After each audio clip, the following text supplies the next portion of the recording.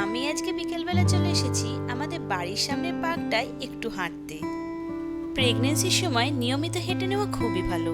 এতে শুধু physical health ভালো থাকে এমনটা না, মানসিকভাবে একটা ফ্রেশনেস আসে।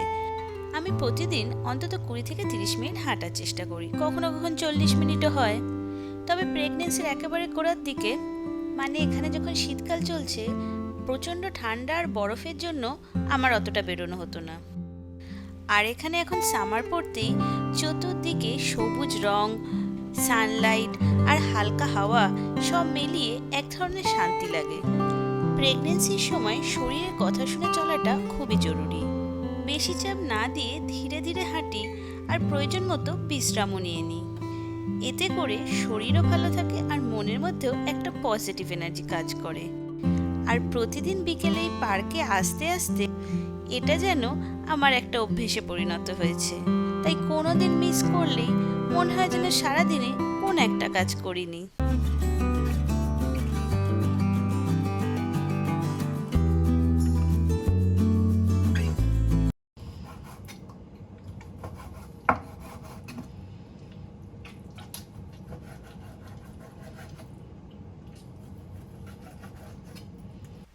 হ্যালো গাইস, কেমন আছো তোমরা সবাই?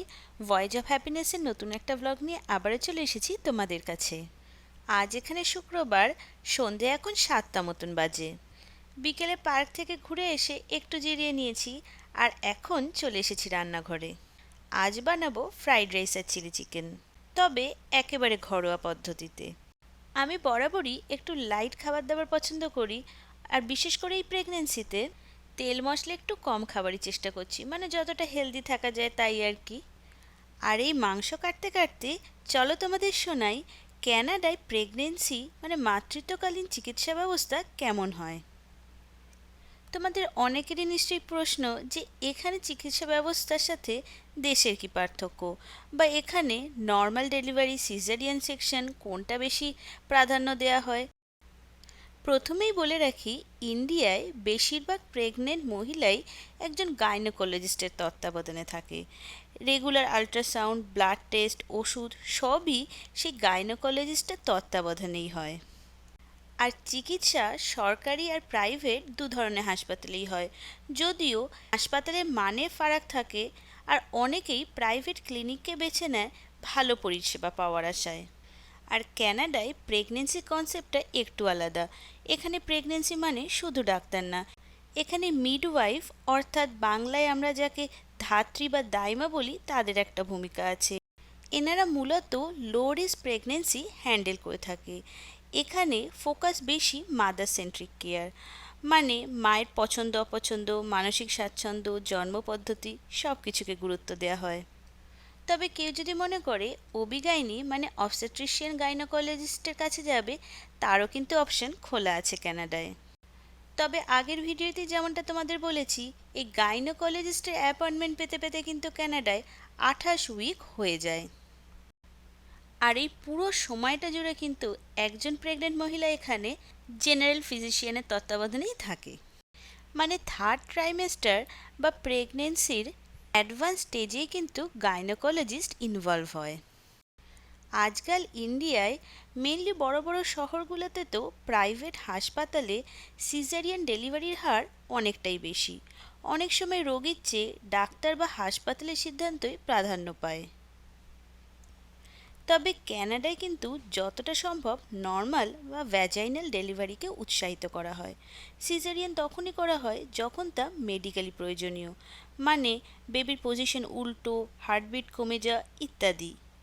এমনকি মায়ের আগের ডেলিভারি সিজার হলেও দ্বিতীয়বার চেষ্টা করা হয় নর্মাল ডেলিভারির জন্য। আজকালকার দিনে ভারতে প্রাইভেট হাসপাতালে সিজারিয়ান রেট 50 to 60%-এরও বেশি। তবে ক্যানাডায় জাতীয়ভাবে এই রেট মাত্র 30%। এছাড়া প্রেগনেন্সির সময় বিভিন্ন পরীক্ষা নিরীক্ষা, যেরকম আল্ট্রাসাউন্ড, ব্লাড টেস্ট, এইগুলোর সংখ্যা কিন্তু যথেষ্ট নিয়ন্ত্রিত এখানে।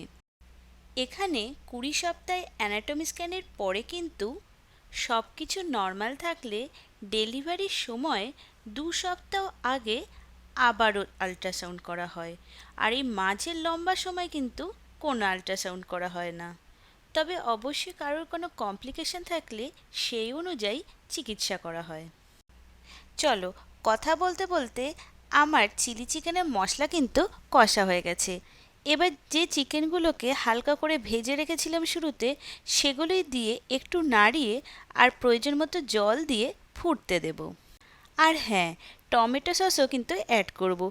এটাই কিন্তু চিলি চিকেনের মেন ইনগ্রেডিয়েন্ট। যেহেতু আমি ঘরোয়া পদ্ধতিতে করছি, তাই আজকে সয়া সসটা ইউজ করলাম না। আর ওইদিকে আমার ফ্রাইড রাইসের প্রস্তুতিও কিন্তু শুরু হয়ে গেছে। প্রথমে অল্প একটু চিংড়ি মাছ ভেজে নিয়েছি, সাথে ছিল কিছু গাজর টুকরো আর কড়াইশুঁটি।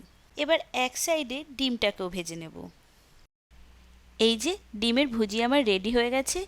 এবারে সমস্ত ভাজাগুলোকে মিশিয়ে আর ওপর থেকে আগে থেকে যে ভাত সকালবেলা করে রেখেছিলাম, সেই ভাতই ভালো করে মিক্স করে দিলাম। আর সাথে আমার একটা ফ্রাইড রাইস মশলা ছিল, সেটাও অল্প করে অ্যাড করে দিয়েছি।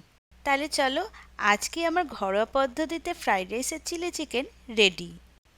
প্রেগনেন্সি প্রথম দিকে আমার চিকেনে খুবই গন্ধ লাগতো, বিশেষ করে চিকেন কারি বা চিকেনের ঝোল তৈরি করলে। আর তখন থেকে কিন্তু আমি এই ধরনের ঘরোয়া চিলি চিকেন রান্না করি। এতে বেশি করে রসুন আর ক্যাপসিকাম ব্যবহার করলে চিকেনের স্মেলটা কিন্তু অনেকটাই কমে যায়। আর যেমন হেলদি হয়, তেমন সুস্বাদুও। চলো তাহলে আজকের ভিডিওটা এখানেই এন্ড করি। দেখা হবে খুব শিগগিরই পরবর্তী একটা নতুন ভিডিওয়ে।